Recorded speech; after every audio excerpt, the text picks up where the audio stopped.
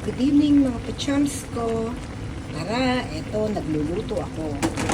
So, ayan ang ginagawa ko ngayon. Pinapalambot ko yung aking pork liempo sa ginisang sibuyas, bawang at kamatis. Then, lagyan ko ng konting tubig. Then, ayan, pinapalambot ko na siya. So, ngayon, malambot na siya. At medyo natimplahan ko na ng konti. So, ilagay na natin tong hotdog. Actually, hindi ko alam ang tawag sa niluluto ko kasi hindi ako makalabas ngayon ng bahay kasi nga 'di ba, mga pachams, ang lakas ng ulan.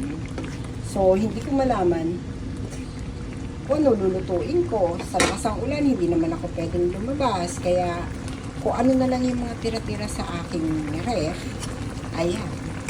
E di, pinagsama-sama ko siya. Tinignan ko kung ano kalalabasan. Ito ay mga pachams lang naman yan. Diba? Pachams lang yan. Kung malaman ko siya ay menudo. Kasi ang lalaki ng hiwa ng liempo ko. Hindi rin naman siya apritada dahil wala namang gulay. Wala akong carrots. Wala akong patatas. So kung ano-ano na lang nilagay ko, ayan, pinakuluan ko na lang siya. Ginisa ko sa sibuyas, kamatis, bawang, and then tubig, pinalambot ng konti. Ayan, ang pinalabasan. O, diba? Mukhang yummy naman siya. At, meron nga pala ako isa pang ilalagay. Ayan, yung tofu. Ito yung tofu na medyo malambot siya. Korean tofu siya. O, diba? Social, Korean ilalagay ko yan. So, siya, masyado siyang malambot. So, pag malapit na siyang maluto, then, ilalagay ko na lang siya. Kasi baka madurog eh. O, diba?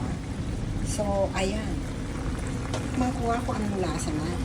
Actually, tinimplahan ko na siya. Habang pinapalambot ko yung yung aking liempo, yung pork liempo, tinimplahan ko na siya para lumasa naman. Tignan ko nga. Very nice. Yan. So, hindi ko lang malaman kung magugustuhan ng aking mga anak. Ayaw nila ng yung may pork and beans. Eh, wala naman tong pork and beans. As in, yun lang katas ng kamatis. Kaya siya naging mapula. Tsaka ako ketchup. Nilagyan ko rin. Ayun. So, siguro pwede ko na ilagay itong aking tofu. Yan. Lagay lang natin sa ibabaw yung tofu. Kasi talaga, napakalambot niya. Ito yung gusto kong tofu eh. Kasi, alam nyo na, diba? Ang sarap niyan. Pachams, mga pachams ko. Ang sarap nito. So, super lambot. Pag pinirito ko nga ito, half lang eh. Sandali lang, parang mainitan lang siya. Para maluto lang. Kasi parang, kung malaman ko luto na siya na ready to eat na eh, diba? Ayan. So, konting kulo-kulo lang dyan, and then, luto na siya. O, diba? Ayan. O, ayoko lang pakulit na mabuti at madudulog ang aking tofu. Ayan. O, diba? Ang ganda ba mga pachams ko? So, ayan lang ang aking pachams.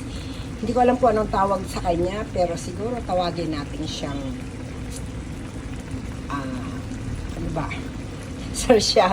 Sarsyado liempo. Oh my gosh. Hindi ko alam, pero ayan na siya. O, diba?